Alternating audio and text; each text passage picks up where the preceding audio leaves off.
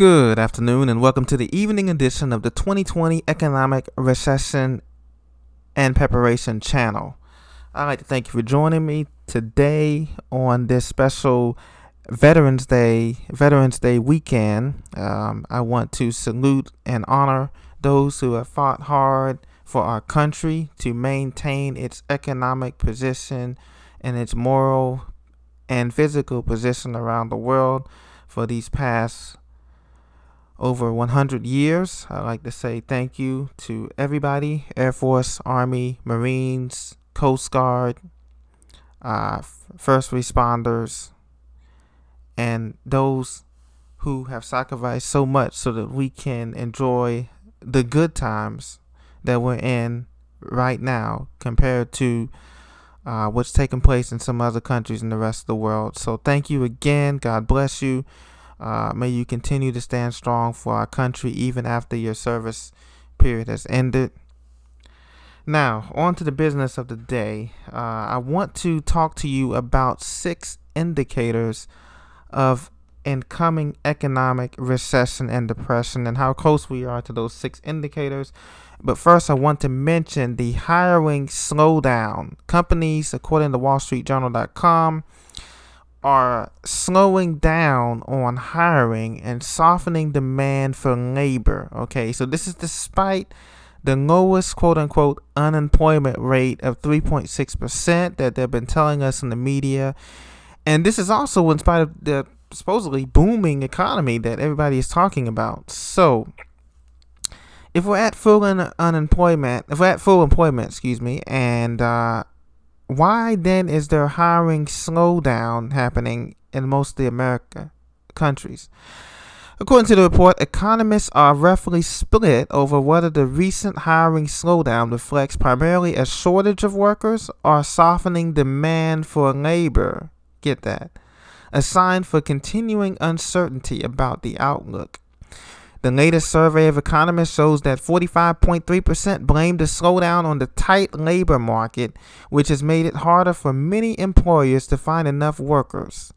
An additional 37.7% of respondents said the issue was ebbing desire to expand payrolls.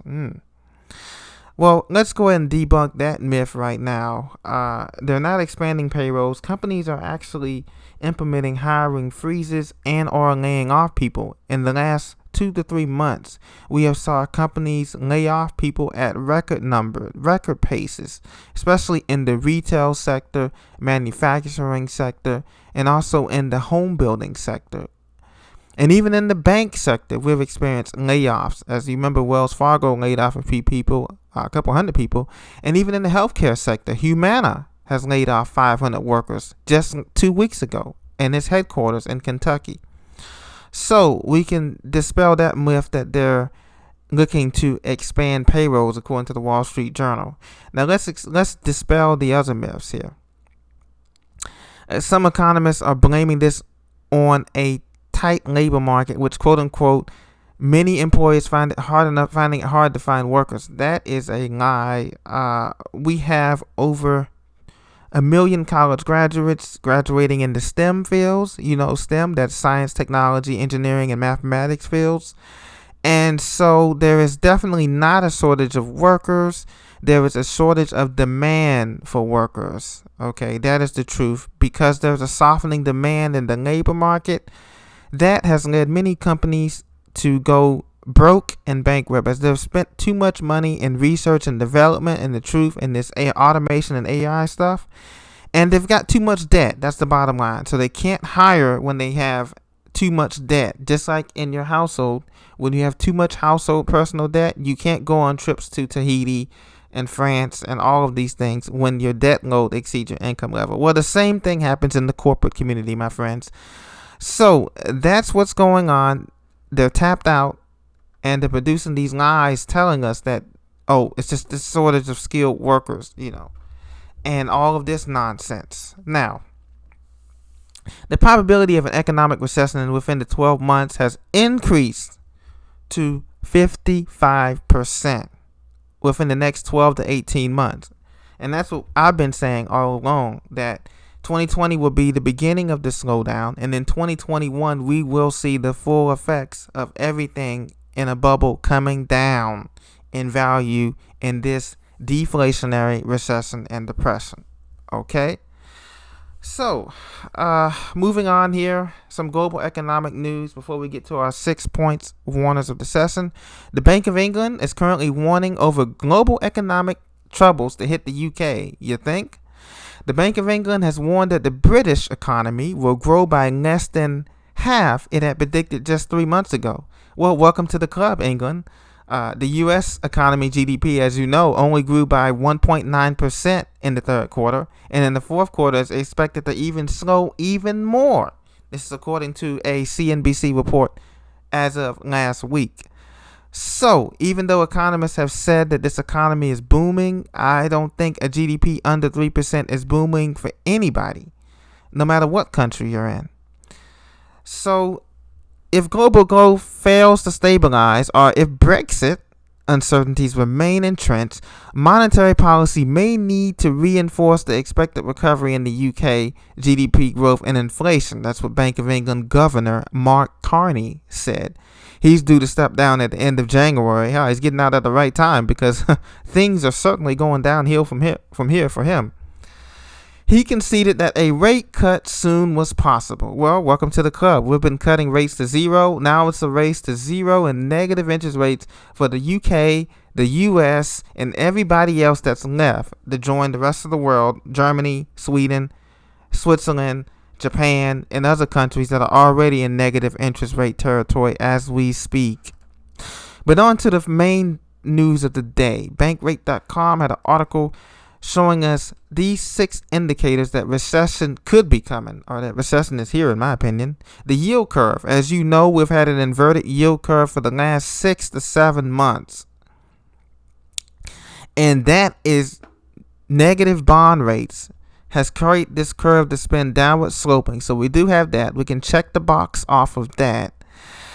The yield curve inverted on August the 13th for the first time since 2007. Surpassing the 10-year yield by 1 basis point. Okay. Second, confidence indexes. The consumer confidence index fell for the 3rd straight time in October. Okay, that means how confident the U.S. consumer, which makes up 2/3 of the U.S. economy, how confident they feel about the economy. And so that dropped for the 3rd straight month. Number 3, employment data. Well, the number of jobless claims has been falling, but as we've read just now previously, that the labor demand is softening. The demand for hiring is softening. It's a hiring slowdown. As a matter of fact, a lot of companies, even in the government, has implemented a hiring freeze or a hiring slowdown. Or if they do make jobs available, they are temporary jobs, contract jobs, where they don't have to pay any type of benefits, retirement, or any kind of healthcare benefits. So that's what we're looking at. Number 4, the Federal Reserve Bank of New York's recession probability model. Currently, their index says that there is a 31.5% chance of recession within the next 12 to 18 months. That's the highest since before the start of the Great Recession, and a warning sign for the U.S. economy. Okay. Now, remember before they officially announced, the media and others officially announced we're in a recession, we'll already have to have 2 negative quarters of GDP growth, or that we will already be in the recession by the time they tell you on the television. But that's why we're warning you ahead of time, because they're not going to fool you with television ads and propaganda and things that they put out. That's why we're prepping now. We're getting prepared now. So, number 5, the leading economic index. That's the number 1. That's the S&P 500 and others. The leading economic index, decreased in June for the first time in 2019. Although year-over-year growth hasn't been negative, it appears to have leveled off. There was no change from April to May, and between March and April, the index only grew by 0.1% to 111.8. And number 6, the last signal that an economic recession is very near is the GDP. GDP is the gross domestic product. Okay, and this is what we've been saying all along. Gross domestic product, our real GDP, has slowed down to 1.9% for the third quarter. Now remember, it had grown, the U.S. economy, that is, had grown by 3.1% in the first quarter of 2019, and then it went down to 2.1% in the second quarter of 2019, and now we're down to 1.9%. So it looks like things are heading downward to me. I'm not a mathematician, but it looks like things are heading in a downward spiral to me, folks. So the bottom line is to continue to work on your preps. Don't panic, okay? We know that we have some time, not a lot of time, but we do have some time. We have grace is being extended to us, okay? So continue to pay down your debts, continue to deal in cash, continue to stock silver if you into that kind of thing, and also continue to get your preps in order. Medicine, food, supplies, water, things that are going to last, things that people are going to need, toilet paper, things that people are going to be not thinking about that they're going to need when the supplies get low, or when there's rations on supplies, which could very well come back if we go into this depression that most people are thinking about. At least 30 to 40% of the people are thinking about now. So, you know how you go to the store and there's limits of two, that you can only get 2 sodas, you can only get 2 hot dogs or whatever buns if there's a rush of people in these stores. Well, that could be coming back because the Midwest had those floods this year, and we know that all that has yet to cycle through the system, and that's going to be coming up in 2020. You may go to Walmart, or you may go to any of these big box stores. Some of the vegetables and canned vegetables may not be there in numbers that you thought because of the floods. Some of the meat products may continue to be contaminated. If you watch the news, you've seen a lot of these meat products are contaminated with salmonella, E. coli, and other diseases. I recommend that you start going back to a plant-based diet. Start growing your food. I know a lot of people in apartments and in other cities that are living in houses. Start a container garden. Okay, that's one of my recommendations for you. We've started a container garden. We have oregano, thyme, and baby tomatoes, cherry tomatoes, and we also are growing sweet potatoes. Sweet potatoes and potatoes and carrots grow very well throughout much of the seasons, besides winter, of course. But those are the type of vegetables that are going to give you energy, and they're going to sustain you through this economic collapse coming. So stay encouraged, my friends. Continue to prepare. I will continue to keep you informed of all the changes, and I hope you have a great Veterans Day weekend, and I will talk to you very soon. Bye-bye.